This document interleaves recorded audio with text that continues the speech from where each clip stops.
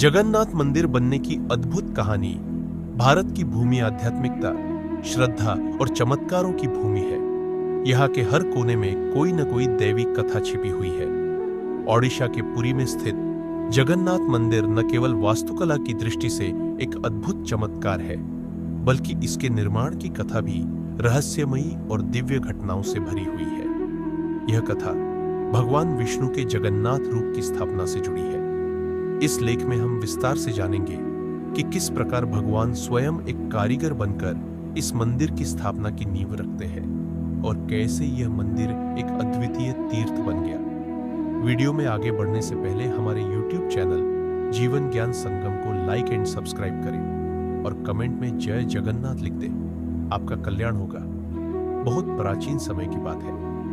अवंती, वर्तमान मध्य प्रदेश के राजा इंद्रद्युम्न भगवान विष्णु के परम भक्त थे। उन्हें स्वप्न में यह आभास हुआ कि भगवान स्वयं धरती पर अवतरित होंगे और उन्हें अपने परम धाम नीलाचल में बसाया जाना है। उसी रात उन्हें यह स्वप्न आया कि नीलमाधव नामक भगवान विष्णु का एक दिव्य विग्रह उत्तर देश, वर्तमान ओडिशा के जंगलों में पूजित हो रहा है। राजा ने तुरंत अपने मंत्री विद्यापति को भेजा ताकि उस स्थान का पता लगाया जा सके। विद्यापति कई दिनों तक वन वन भटकते रहे, पर नीलमाधव का कोई ठिकाना न मिला। अंत में वे सब्र समुदाय के एक मुखिया विश्ववसु के घर पहुंचे। विश्ववसु स्वयं नीलमाधव की पूजा करते थे, लेकिन यह रहस्य उन्होंने किसी को नहीं बताया था। विद्यापति ने विश्ववसु की पुत्री ललिता से विवाह कर लिया। जब रिश्ता पक्का हो गया, तब ललिता ने अपने पति को बताया कि उसके पिता नीलमाधव की नियमित रूप से पूजा करते हैं। विद्यापति ने आग्रह किया कि वह एक बार उस पूजा को देखना चाहते हैं। विश्ववसु ने आंखों पर पट्टी बांधकर विद्यापति को गुफा के भीतर ले जाया, लेकिन चालाक विद्यापति ने अपने रास्ते में राई के बीज गिरा दिए, जिससे बाद में रास्ता ढूंढना आसान हो। जैसे ही उन्होंने नीलमाधव के दर्शन किए, उनका हृदय भक्ति भाव से भर उठा। विद्यापति लौटकर राजा इंद्रद्युम्न को सारी कथा सुनाते हैं। राजा स्वयं वहां जाते हैं, लेकिन जब वे उस स्थान पर पहुंचते हैं तो नीलमाधव का विग्रह अदृश्य हो चुका होता है। यह देखकर राजा को गहरा दुख होता है, लेकिन तभी आकाशवाणी होती है कि हे राजन, नीलमाधव अब एक दिव्य काष्ठ रूप में समुद्र से बाहर आएंगे, तब तुम मेरे विग्रह की स्थापना करो। राजा इंद्रद्युम्न ने तभी से नीलाचल में एक भव्य मंदिर निर्माण का संकल्प लिया। कुछ समय बाद समुद्र की लहरों से एक विशाल नीलगाय काष्ठ बहकर तट पर आ गया।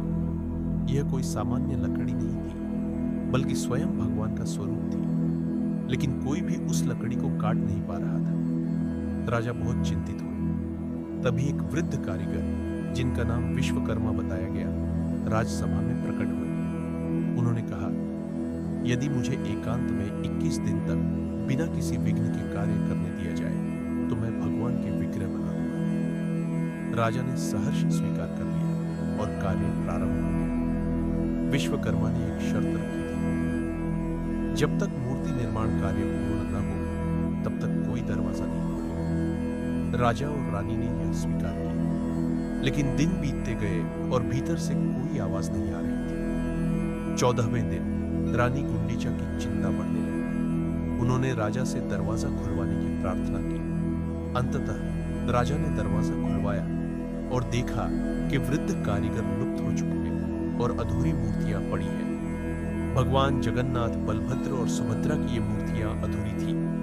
उनके हाथ पूरे नहीं बने थे। राजा को बड़ा दुख हुआ, लेकिन तभी एक दिव्य आकाशवाणी हुई, हे राजन, इन अधूरी मूर्तियों को ही स्थापित करो। यही मेरा सच्चा रूप है। भक्त मुझे हृदय से पहचानते हैं, रूप से नहीं। राजा इंद्रद्युम्न ने नीलाचल पर्वत पर एक भव्य मंदिर बनवाया और उसमें इन विग्रहों की स्थापना की। यह मंदिर आज पुरी का श्री जगन्नाथ मंदिर कहलाता है। तभी से प्रत्येक वर्ष भगवान जगन्नाथ, उनके भाई बलभद्र और बहन सुभद्रा की भव्य रथ यात्रा निकाली जाती है, जिसमें भगवान अपने भक्तों से मिलने नगर भ्रमण पर निकलते हैं। जगन्नाथ मंदिर केवल एक मंदिर नहीं है, यह चमत्कारों का धाम है। कुछ अद्भुत बातें जो आज तक विज्ञान भी नहीं समझ पाया। ध्वज का रहस्य, मंदिर के शिखर पर हर दिन ध्वज फहराया जाता है, जो हवा की दिशा के विपरीत लहराता है। सुदर्शन चक्र। मंदिर के ऊपर स्थित चक्र को आप किसी भी दिशा से देखें, वह आपकी ओर ही मुख किए हुए लगता है। कोई परछाई नहीं। मंदिर की मुख्य इमारत की छाया दोपहर के समय अदृश्य हो जाती है। सागर की ध्वनि अदृश्य। मंदिर के सिंह द्वार में प्रवेश करते ही समुद्र की आवाज बंद हो जाती है। महाप्रसाद का चमत्कार। यहाँ रोजाना लाखों लोगों को महाप्रसाद मिलता है, लेकिन यह कभी खत्म नहीं होता और न ही ज्यादा बचता है। इतिहास में कई आक्रमणकारियों ने इस मंदिर को नष्ट करने का प्रयास किया, लेकिन हर बार कोई न कोई चमत्कारी घटना घटती, जिससे मंदिर और मूर्तियां सुरक्षित बच जाती। कहा जाता है कि भगवान स्वयं अपने मंदिर की रक्षा करते हैं। हर 12 से 19 वर्षों के बीच भगवान की मूर्तियां बदली जाती है। इस प्रक्रिया को नबक लेवर कहते हैं। इसमें एक विशेष नियम वृक्ष की खोज होती है, जिसमें विशिष्ट चिन्ह होते हैं। फिर उसी लकड़ी से गुप्त रीति से मूर्तियां बनाई जाती है। पुरानी मूर्तियों को पूर्ण विधि विधान से गुप्त रूप से मिट्टी में समाधि दी जाती है।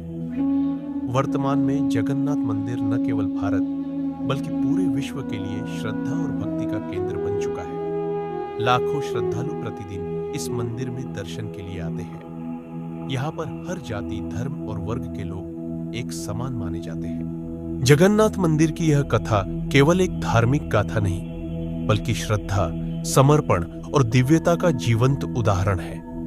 यह मंदिर हमें यह सिखाता है कि ईश्वर की प्राप्ति केवल बाहरी रूपों से नहीं होती, बल्कि आंतरिक श्रद्धा और समर्पण से होती है। जैसे राजा इंद्रद्युम्न ने भगवान के संकेतों को समझा, जैसे रानी गुंडीचा ने ईश्वर को मां की तरह पुकारा, और जैसे विश्ववसु ने एकांत में भक्ति की। ये सभी उदाहरण हमें हमारी आंतरिक यात्रा के लिए प्रेरणा देते हैं। आज के लिए बस इतना ही। मिलते हैं न्यू वीडियो पर। जय हिंद, जय भारत।